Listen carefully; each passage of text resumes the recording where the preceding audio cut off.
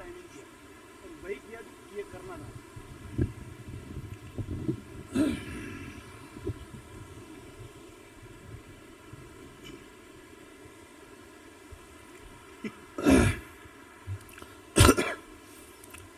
समय थोड़ा कम है, इसलिए कम समय है तो अगर ज़्यादा ही कम समय है तो मैं प्रणाम भी नहीं करूं।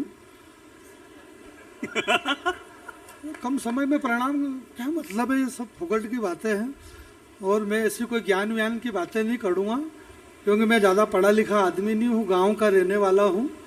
डॉक्टर कुमार विश्वास साहब बैठे हैं, डॉक्टर दिनेश बावरा जी, डॉक्टर हमारी ये कवियत्री, सारे पढ़े लिखे लोग हैं। मैं पढ़ा लिखा नहीं हूँ और मैं इसलिए भी पढ़ा लिखा नहीं क्योंकि ये सारे पढ़े लिखे हैं, इसके बाद भी काम तो वही कर रहे हैं जो मैं कर रहा हूँ।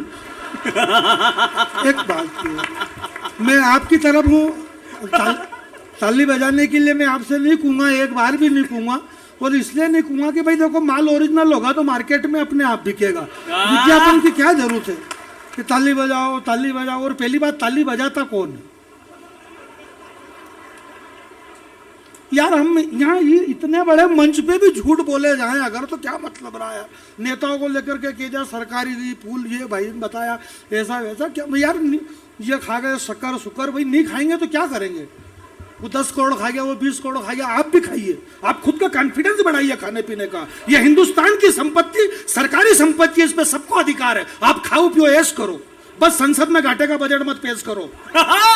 और ये कौन चिल्ला रहा कि खा गए, ये वही चिल्ला रहा जिसको खुद को खाने को नहीं मिला।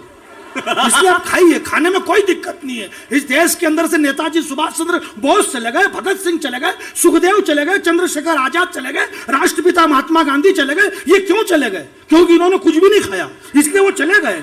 इस देश में लालू यादव जिंदा, सुरेश कलमाड़ी जिंदा, ए राजा जिंदा, कनी मौजी जिंदा। ये क्यों जिंदा है? क्योंकि इन्होंने खाया है। जो खाएगा वो जिएगा, जो नहीं खाएगा वो मर जाएगा। इसलिए आप खाइए, कोई दिक्कत नहीं, आप मस्त रहिए। क्या मतलब है सारी बोगट की बात? जादूगर है यार भाई, हम ज्ञान की बातें यहाँ आके ज्ञान की बातें करें।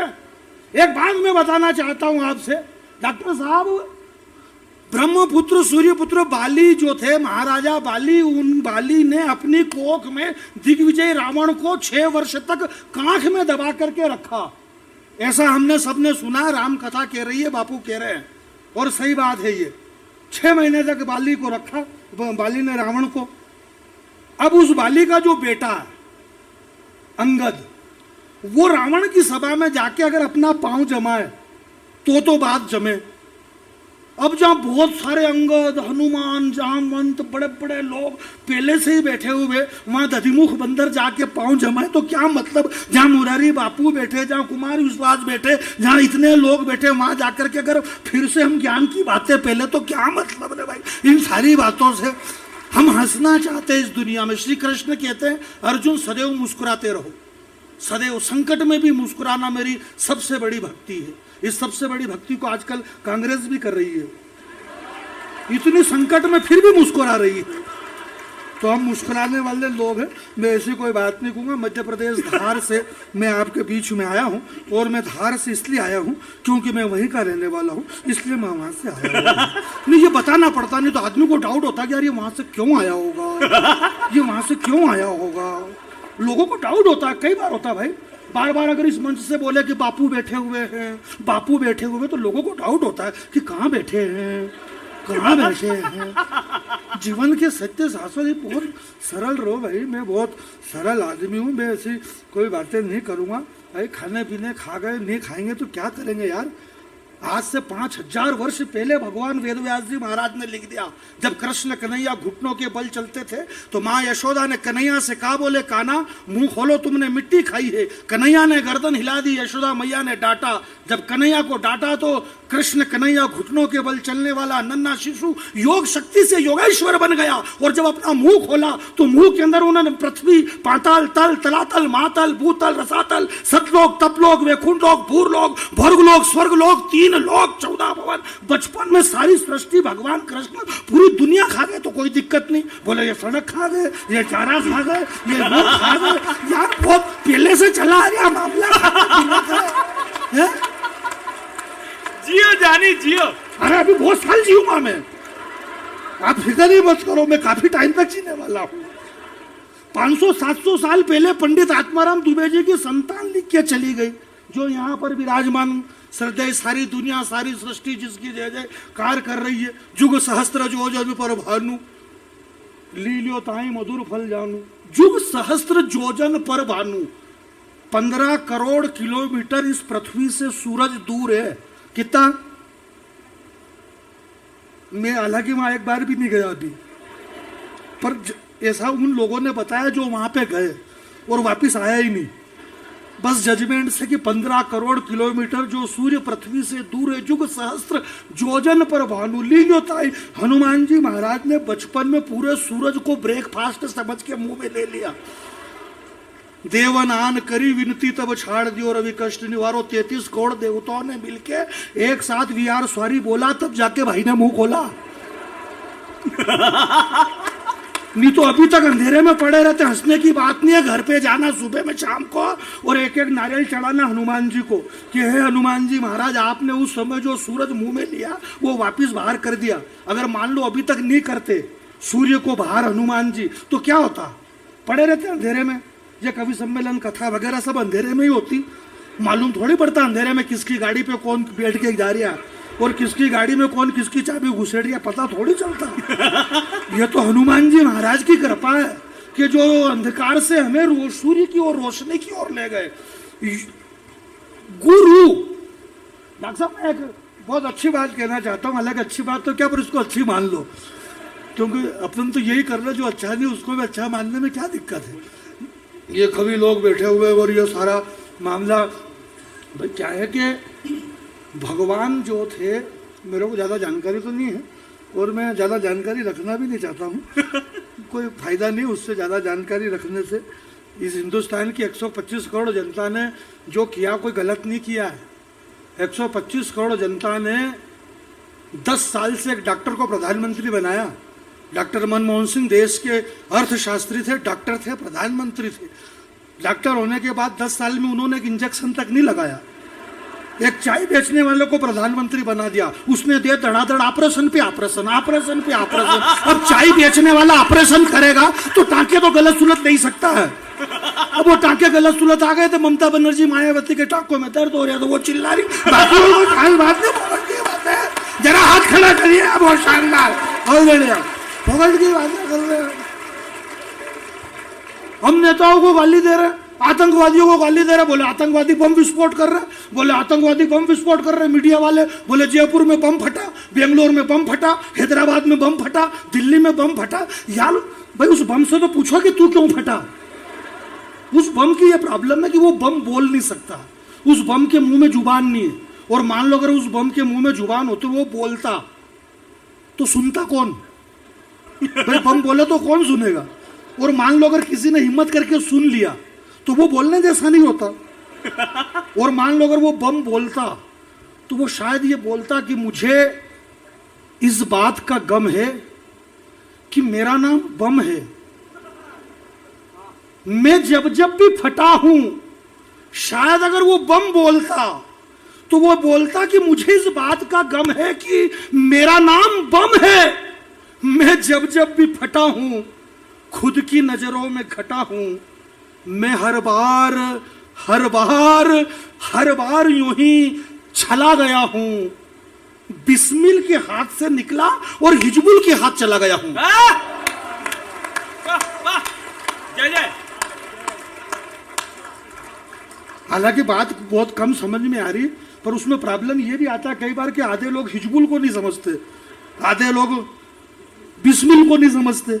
बम बेचारा बीच में फंस जाता है, वो बच बेचारा बम फंसा हुआ है, बम फट रहे हैं। इन पे आतंकवादियों को ये पता नहीं है कि लोगों को इतनी प्रैक्टिस हो गई कि अगर 10-20 दिन तक बम नहीं फटे तो आदमी खुद मोबाइल करके पूछ ले, बोले उधर फटे रहे बोले उधर तो नहीं फटे, बोले उधर फटे तो मेरे को फोन करना, बहुत दिन से फट ही नहीं रहे।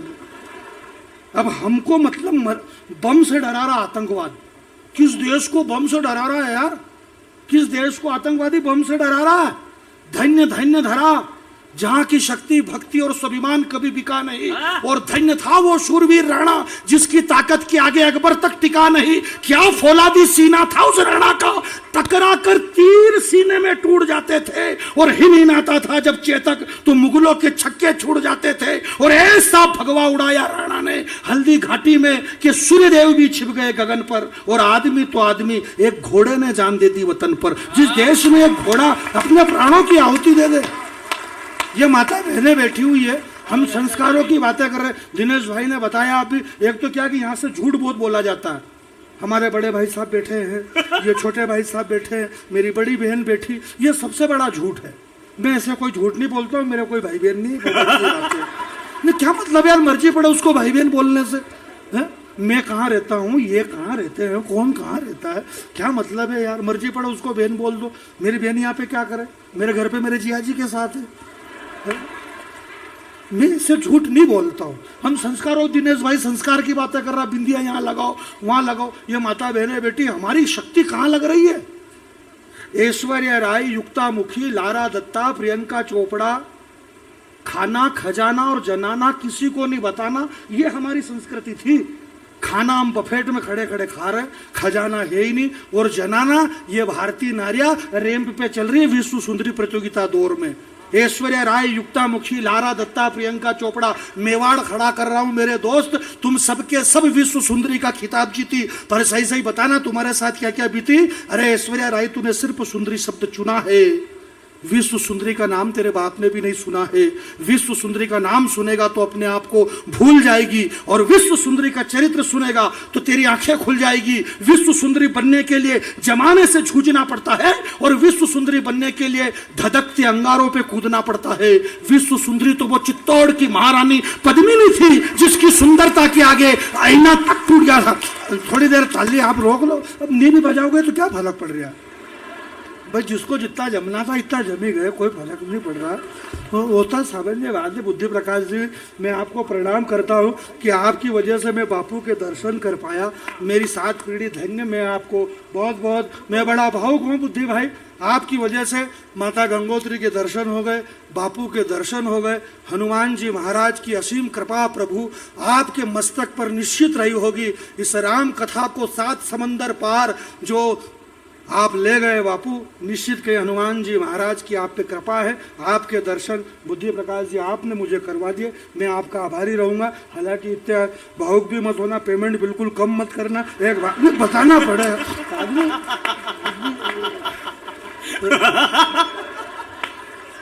एक कविता सुना देता हूँ मैं आपको, 2 मिनट की कविता है बापू, बहुत अच्छी कविता है, और अच्छी इसलिए क्योंकि वो मैंने लिखी है, इसलिए अच्छी कविता सुनिएगा। अपनी मार्केटिंग अपने को करना पड़ती है। अच्छी कविता यूं है, डॉक्टर साहब पहली बार सुनेंगे, आप भी मंच पहली बार सुनेगा। और अगर इसके पहले भी आप लोगों ने सुन रखी है तो चेहरे के हाव भाव ऐसे बनाओ जैसे पहली बार सुन रहे हैं आप, एक बार बताना पड़ता। हंसना बहुत जरूरी है। शेक्सपियर कहते हैं जो दूसरों को हंसाता है वो कभी स्वर्ग में नहीं जाता। शेक्सपियर को आप लोगों ने पढ़ा होगा, नहीं पढ़ा तो भी आप हाँ कर लो, उससे अपना स्टेटस मेंटेन होता है। जो दूसरों को हंसाता है वो कभी स्वर्ग में नहीं जाता है, बल्कि वो जहाँ जाता है वहीं स्वर्ग बना लेता है। तो हंसाना मेरा मकसद है, आप हंसते रहिए, मुस्कुराते रहिए, बाकी सब फोगट की बातें। ये कवि इतने विद्वान लोग होते हैं, भाई बता रहा था, बोले कवि होता, दिनेश भाई ने कहा ना, बोले इसके पिताजी पीटते थे। जब भगवान श्री राम का वनवास हुआ तो सारी संपूर्ण अयोध्या सुमंत के रथ के आगे आके सो गई। सारी दुनिया ने विरोध किया, पशु पक्षी तक रोने लगे, दुनिया में हाहाकार मच गया भगवान श्री राम के वनवास पर। परंतु 14 वर्ष के बाद तापस वेश विशेष उदासी, 14 वर्ष राम वनवासी। वही भगवान श्री राम जब अवध में आए और उन्हीं भगवान श्री राम ने माता जानकी को जब वनवास दिया तो अयोध्या में कोई भी खड़ा नहीं हुआ उनके विरोध में। जिसे भगवान श्री राम त्याग देते हैं, दुनिया में किसी की ताकत नहीं है जो उसे शरण दे दे। उस वक्त तमसा के तट पर एक महर्षि योगी ने आवाज लगाई कि हे सीते, तुम मेरी शरण में आ जाओ। दुनिया का पहला कवि वाल्मीकि हुआ। मेरे भाई, मैं आपके बीच में एक बड़ी कविता खड़ी करना चाहता हूं, मैं आपका आशीर्वाद चाहता हूं। वाल्मीकि जी ने जो कहा है वो तो मैं नहीं कह पाऊंगा क्योंकि उस टाइम पे मैं नहीं था वहां पे, परंतु एक बात है मेरे हिसाब से मैं कह रहा हूँ, सुनिएगा आप। कविता अच्छी है, बहुत बढ़िया, सुनिएगा। के नहीं पानी नहीं पीऊंगा, मैं सिर्फ कविता सुना दूंगा और 2 मिनट में सुना के बैठ जाऊंगा और सुनिएगा आपके, और आप ध्यान करिएगा। मैं 2 मिनट में अपना स्थान ग्रहण कर लूंगा। अब दिनेश भाई आप ऐसा ध्यान लगाइए कि मैं मेरे स्थान पर बैठ रहा हूँ, लोग भयंकर वंश मोर कर रहे हैं और कुमार साहब कह रहे हैं बोले बच्चे की क्या जान लोगे। इस तरह से माहौल बना हुआ है, इस तरह की आप कल्पनाएं करते रहना चाहिए आपको। ए मेरे पुराने प्यारे मित्र, ए मेरे पुराने प्यारे मित्र, ऐसे कैसे बदल गया रे तेरा चरित्र। 18 दिन में 40 करोड़ लोग मारे गए, सृष्टि का सबसे बड़ा महायुद्ध था और सृष्टि नियंता योगेश्वर वासुदेव नतमस्तक हो गए माता गंधारी के सामने। प्रभु आप चाहते तो इस नरसंहार को बचा सकते थे। दुनिया युद्ध किसी चीज का हल नहीं हो सकता। मैं एक छोटी सी कविता कि ये मेरे पुराने प्यारे मित्र, ऐसे कैसे बदल गया रे तेरा चरित्र। तू भूलने का इतना आदी कैसे हो गया है। शायद तूने कुरान ढंग से नहीं पढ़ी इसीलिए जिहादी हो गया है। वाह वाह। मैं कविता शुरू कर दूंगा, आप अगर कविता सुनने वाले हैं तो। शायद तूने कुरान ढंग से नहीं पढ़ी इसीलिए जिहादी हो गया है। मां की कोख से पहला कदम तूने इसी धरती पर रखा है। इस मिट्टी के स्वाद को तूने कई बार चखा है। तेरे अब्बू की उंगली पकड़ करके इस धरती पर तू घूमा है। ठोकर लगी तो सैकड़ों बार इस मिट्टी को तूने चूमा है। इस गांव के गलियों के चबूतरे पर तूने कई रातें काटी है और तुझे पता ही नहीं यार, ईद की सेवैया तूने मेरे घर तक आकर के बांटी है। तुतलाती जबान पे आशीर्वाद चाहूंगा कि ईद की सेवैया तूने मेरे घर तक आकर के बांटी है। तुतलाती जबान पर भारत माता की जय और मन में प्यारा वतन था। जब पहली बारिश में तू भींगा तो मेरा कमीज और तेरा बदन था। वो खुशी के दिन पता नहीं क्यों अब गम में बदल चुके हैं और चुराए थे चुपके चुपके जो बेर हमने साथ में, पता नहीं क्यों अब वो बम में बदल चुके हैं। क्या बात है जानी, दिशा बदल रही कवि सम्मेलन की। वाह। पता नहीं क्यों वो, शायद आप इधर के जो लोग, मैं 4 पंक्ति पढ़ देता हूं, चरणों में रखता हूं बापू के। पता नहीं क्यों अब वो बम में बदल चुके हैं। यार कैसे भूले वो सावन के झूले। यार कैसे भूले वो सावन के झूले जो साथ साथ में झूले। वो आवारा गिरदी की बातें, वो कम कपाती सर्दी की रातें, वो रोज रोज स्कूल में बुखार का बहाना, नदी पर जाकर के नहाना और कसम खाई थी साथ साथ मरने जीने की। क्या आदत बिगड़ी थी बाबूजी की जेब से बीड़ी चुरा कर पीने की। और खुशियों के वो दिन भी देखे थे, प्राण पंक्ति रखता हूं कि खुशियों के वो दिन भी देखे थे जब चोरी से अमरूद मैंने तुम्हारी तरफ फेंके थे और पत्तों की सरसराहट से रमतू काका जाग गया था। उस वक्त तू मेरे हिस्से के अमरूद लेकर के भाग गया था। वो दिन गए, वो रातें गई, वो बातें गई और पता नहीं अब आ गया है तू किसकी बातों में। बारूद लेकर के बैठा है अमरूद वाले हाथों में। जय जयकार है जानी, क्या कह दिया जानी तुमने। क्या बात है, चित्र बना करके विचार प्रकट कर दिया यार। वाह। बारूद लेकर के बैठा हुआ है, बारूद लेकर के। जी बस फिर से पढ़ने पर मामला बम का है ना ये। हाँ फिर से चलो अपन फिर से बम फोड़ते हैं। देखिए कि भगवान महाकाल की सबकी रक्षा करे। कि बारूद बाद में आएगा, पहले और कुछ आएगा। कि मैंने जो चुराए थे जो बेर, वो पता नहीं बम में हो गए। और ऐसा ही होता है, कोई खास बात नहीं इसमें। कि रमतू काका जाग गया था पत्तों की सरसराहट से। अब उसमें चित्र क्या, उसमें रमतू काका की गलती नहीं है, पत्तों की गलती है। भाई पत्तों को नहीं बजना था पर पत्ते बच गए तो इसमें रमतू काका को जगना ही था। तो पत्तों की सरसराहट से रमतू काका जाग गया था। क्षमा चाहता हूं कविता डॉक्टर साहब, हिंदुस्तान से बांग्लादेश कट गया, मेरे हिस्से के अमरूद ले गया। जब भारत के 2 टुकड़े हुए, पत्तों की सरसराहट से रमतू काका जाग गया था। उस वक्त तू मेरे हिस्से के अमरूद लेकर के भाग गया था। वो दिन गए, वो रातें गई, वो बातें गई, और पता नहीं अब तू आ गया है किसकी बातों में। एक लाइन आपके चरणों में रखता हूँ, मैं बैरागी का बेटा हूँ और मुझे बजरंग दल आरएसएस या विश्व हिंदू परिषद जय श्री राम कहलाना नहीं सिखा सकती। मैं उस बैरागी का बेटा हूँ कि मेरी माँ बचपन में मुझे उंगली पकड़ के ठाकुर जी के मंदिर में ले जाती थी और पुजारी जी चरणामत के बदले पहले जय श्री राम बोलना पड़ता था तो चरणामत मिलता था। मेरे भाई, मैं एक पंक्ति आपके चरणों में, बापू के चरणों में रखता हूँ, डॉक्टर साहब आपके चरणों में, के यार वो दिन गए, वो रात गई, वो बातें गई, और पता नहीं अब आ गया है तू किसकी बातों में। बारूद लेकर के बैठा है अमरूद वाले हाथों में। उम्र में तू बहुत छोटा था, तेरी मौसी के घर से ही लौटा था। बुद्धि भैया, उसकी मौसी के घर से देखो वो कैसे लौट रहा है। उम्र में तू बहुत छोटा था, उम्र में तू बहुत छोटा था, तेरी मौसी के घर से ही लौटा था।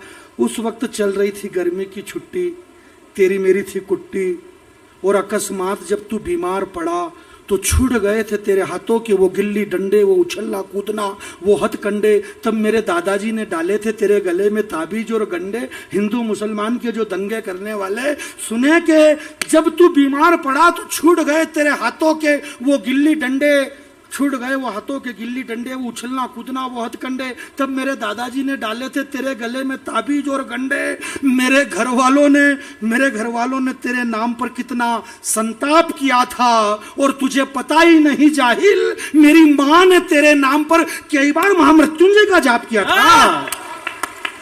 जय जय, मर्म से भर दिया जानी तुमने। वाह, मेरी माँ ने तेरे नाम पर, यह सनातन धर्म है, पड़ोस का बच्चा बीमार हो जाए तो सत्यनारायण भगवान की कथा की मन्नत ले लेते हम क्या किसी पे अटैक कर सकते हैं। मेरी माँ ने तेरे नाम पर महामृत्युंजय का जाप किया था। 4 लाइन सुने के युद्ध नहीं चाहते हैं, अभी भी जिंदा है वो तेरा मेरा गांव, जिंदा है आज भी वहां नीम पीपल और वो मोरसली की छांव, जिंदा है आज भी वहां सारे रिश्ते नाते, जिंदा है आज भी वहां जुम्मन शेख और अलगू चौधरी की बातें। सांझ ढले पीपल तले, तुलसी की गिरवा के नीचे दीपक जले, कच्ची पक्की दीवारों पर संजा की बनी हुई आकृति, पग पग पे बिखरी जहां प्रकृति।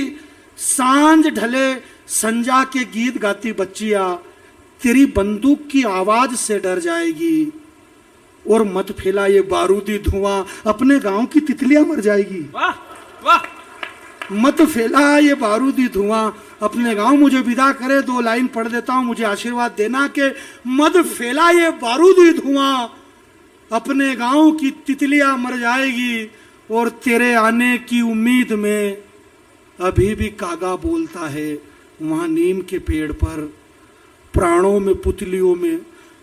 तेरे आने की उम्मीद में अभी भी कागा बोलता है नीम के पेड़ पर, प्राणों को पुतलियों में लिए हुए पिताजी बैठे होंगे खेत की मेड़ पर। सुनहरी धूप निकली है गांव में तेरा पापी बदन सेकने के लिए, और कंठ में प्राण लिए हुए माँ बैठी है कलमुहे, एक बार तेरा मुंह देखने के लिए, एक बार तेरा मुंह देखने के लिए, एक बार तेरा मुंह देखने के लिए। बहुत बहुत धन्यवाद, बहुत बहुत प्रणाम आपको जी।